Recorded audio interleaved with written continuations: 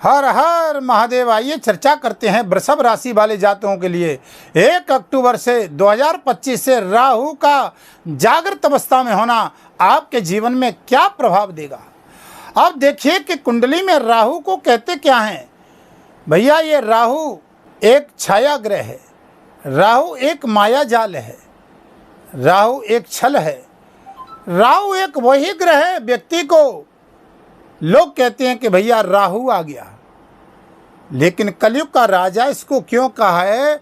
क्योंकि आप देखिए जितना भी इंटरनेट है और दुनिया की जितनी भी चीज़ें हैं कलयुग में, वहाँ सब जगह राहु का ही तो आधिपत्य और साम्राज्य है भैया। जिनकी कुंडली में अगर राहु मजबूत है, ये राहु आपको 16 महीने तक, क्योंकि 18 महीने का राजा होता है एक राशि पे है, अब 16 महीने शेष बचे आपके, 2026 पूरी रहेगी और साल के 4 महीने।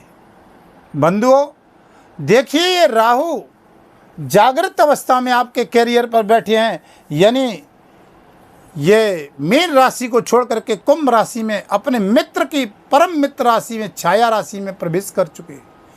अब ये जागृत होना, अब 18 मई को जब परिवर्तन हुआ तो आपने सोचा होगा कुछ लाभ मिलेगा, लेकिन कुछ नहीं मिला। क्यों नहीं मिला? अब जागृत का अब तक इसका मतलब समझिए कि राहु अब तक बद्ध अवस्था में थे, क्योंकि राहु काम नहीं कर रहे थे, चाहे वो कैरियर की दृष्टि से हो, चाहे वो स्वास्थ्य की, बिजनेस व्यापार की दृष्टि से हो, पद प्रतिष्ठा की दृष्टि से हो, राजनीति की दृष्टि हो।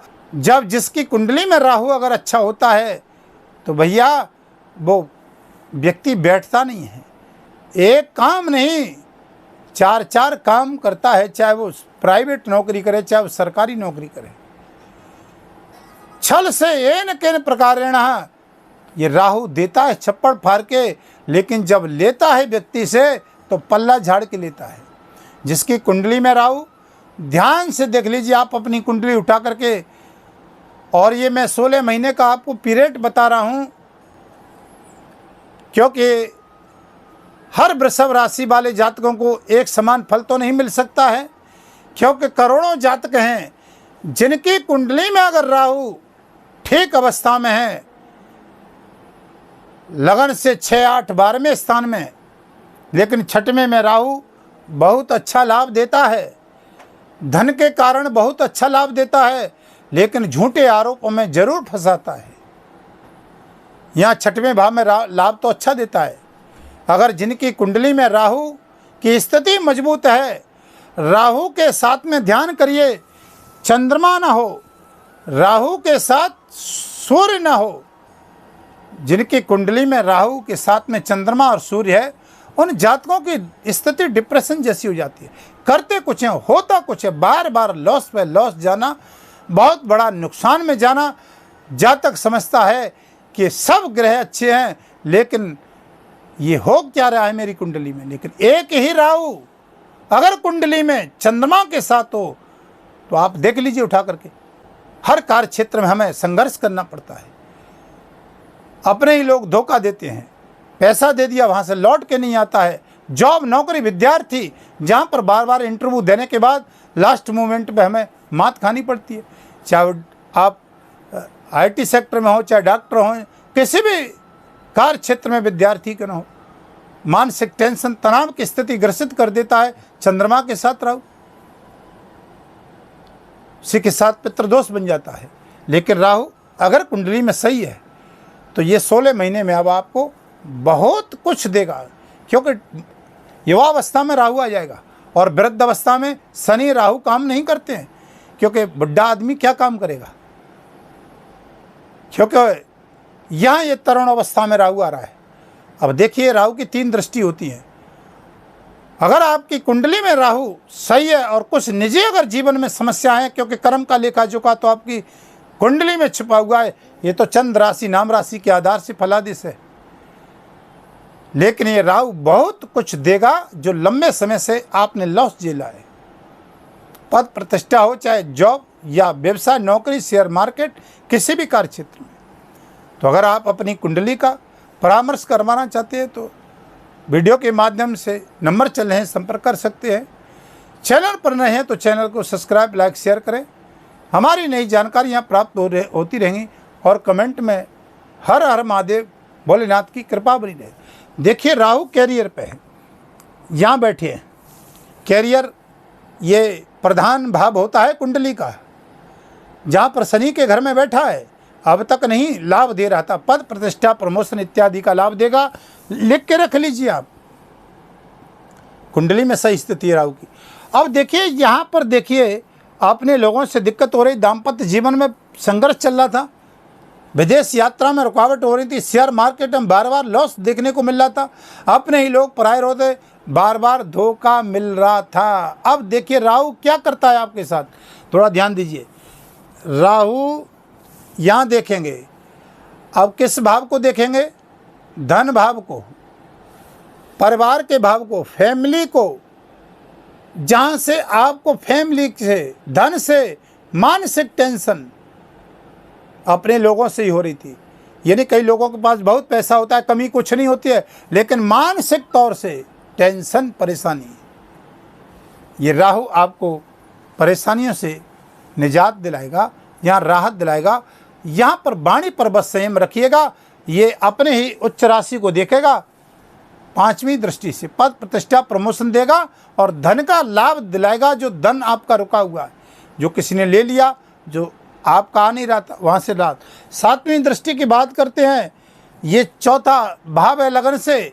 ये प्रॉपर्टी का भाव होता है, सुख भाव होता है, माता का भाव होता है। माता के स्वास्थ्य में रिलीफ मिलेगा, माता के स्वास्थ्य में परेशानी चली थी, लाभ मिलेगा। दाम्पत्य जीवन में परेशानियों से राहत, कोर्ट कचहरी इत्यादि से राहत मिलेगी। आप निजी निर्णय लेने वाले, चाहे आप देखिए कोई बहुत बड़े अधिकारी हैं सेना में, पुलिस में, चाहे आप किसी भी कार्य क्षेत्र में नौकरी करते हैं, आप आईटी सेक्टर में, आप डॉक्टर इंजीनियर हैं, पद प्रतिष्ठा प्रमोशन में, या मानसिक टेंशन, पारिवारिक स्थिति से या जॉब की स्थिति से कहीं ना कहीं ये राहु आपको विचलित कर रहा था। लेकिन प्रॉपर्टी के क्षेत्र में देखते हैं, प्रॉपर्टी को काम करने वाले उन जातकों को लाभ मिलेगा। कोई नया गाड़ी, वाहन, मकान का काम शुरू कर सकते हैं। बात करते हैं नवी दृष्टि की राहु की। देखिए ये नवी दृष्टि यहाँ रही है, ऋण, रोग, शत्रु का स्थान, ये मेन भाव है। शत्रुओं से निजात नहीं मिल रही थी, अब राहत मिलने का काम होगा, क्योंकि जवान ही तो लड़ सकता है और जवान ही परास्त कर सकता है। वृद्ध आदमी क्या करेगा? वृद्ध राहु चल रहा था बेचारा, 30 डिग्री का काम नहीं कर रहा था। अब यहाँ शत्रुओं को परास्त करेगा, शत्रु अंता योग। ऋण, रोग, अगर देखिए भैया कोई बहुत लंबे समय से पहले से रोग चला आ रहा है तो उसमें राहत मिलेगी, और नया कोई रोग हो गया है तो उसमें देखिए आपकी कुंडली में राहु की स्थिति कैसी है। अगर बाद में कोई स्थिति रोग पीड़ा हो गई है तो देखिए कुंडली में स्थिति कैसी राहु की है, वो मायना रखता है। शत्रु परास्त होंगे। जॉब में स्थिरता नहीं मिल रही थी, कार्य क्षेत्र में, व्यापार में, व्यवसाय, नौकरी में, यहाँ पर पार्टनरशिप में, शेयर मार्केट इत्यादि में, कार्य क्षेत्र में भी, विदेश यात्रा, जहाँ पर विदेश में रहने वाले जातकों को लाभ नहीं मिला था, जॉब में स्थिरता नहीं बन रही थी। राहु अब ये जागृत अवस्था में डिग्री वाई मजबूत युवावस्था में हो चुका है। जागृत का मतलब होता है यानी राहु जवान हो चुका है, युवा हो चुका है। अब ये खुल के रिजल्ट देगा आपको। अभी तक तो सुस्त पड़ा हुआ था, काम वहीं रुके हुए थे। देख लीजिए आप 18 मई से आपने देखा होगा, और कुंडली में स्थिति सही है तो बहुत अच्छा रिजल्ट आने वाला है। और ये इंतजार करिए 16 महीने का। यहाँ बहुत बड़ा राजनीतिक क्षेत्र, कार्य क्षेत्र में और सोशल मीडिया में, क्योंकि अंतर्राष्ट्रीय कार्य क्षेत्र, समुद्र का तटवास है राहु का, सोशल मीडिया का कारक है राहु। बिना राहु के आप राजनीतिक क्षेत्र में नहीं जा सकते हैं। न पद प्रतिष्ठा प्रमोशन प्राप्त हो सकता है, न ही आप एक कोई छोटा चुनाव लड़ सकते हैं, न समाज में कोई वैल्यू होती है। लेकिन लिख के रख लीजिए, अगर कुंडली में राहु सही है तो 10-5 लोग आपके इर्द गिर्द घूमते रहते होंगे। 10-5 लोगों का, जिन जातकों की, बालकों की कुंडली में राहु मजबूत है तो 10-5 लोग उसके आगे पीछे चलते हैं, क्योंकि राजा है, कलयुग का राजा है। ऐसा नहीं है, इसको वैसे ही नहीं बोल दिया है कुंडली में कि कलयुग का राजा। ये राहु वास्तविक राजा है। बाकी के ग्रह तो धीरे धीरे देते हैं, जब राहु देता है तो छप्पड़ फाड़ के देता है, और लेता है तो पल्ला झाड़ के लेता है, सड़क पे खड़ा कर देता है। भैया बड़े कंगालों को राजा बना देता है। रातों रात में तुमने देखा होगा, इतना बड़ा पद मिल गया, सोचा नहीं था। ये राहु तो ही है और क्या है, इसी का नाम राहु है, कलयुग का राजा है, जिसपे मेहरबान हो जाए राहु। कुंडली में अच्छी स्थिति हो, बहुत देता है, छप्पड़ फाड़ के देता है। लेकिन हमने बताया चंद्रमा के साथ न हो तो मानसिक टेंशन, तनाव स्थिति, बहुत डिप्रेशन जैसी स्थितियां झेलनी पड़ती हैं जातक को। समाज में अपने लोग धोखा देते हैं, घर परिवार के लोग साथ छोड़ देते हैं। ये वही राहु है भैया। पूर्व जन्म के कर्तव्यों के अनुसार राहु और शनि का ही रिजल्ट बनता है। 18 साल के बाद ये आपकी कुंभ राशि में आया है। 18 साल पहले का समय देख लीजिए जब कुंभ राशि में आया, और वही समय तुम्हारा 18 साल के बाद फिर लौट करके आ रहा है। खोल के कुंडली देख लीजिए।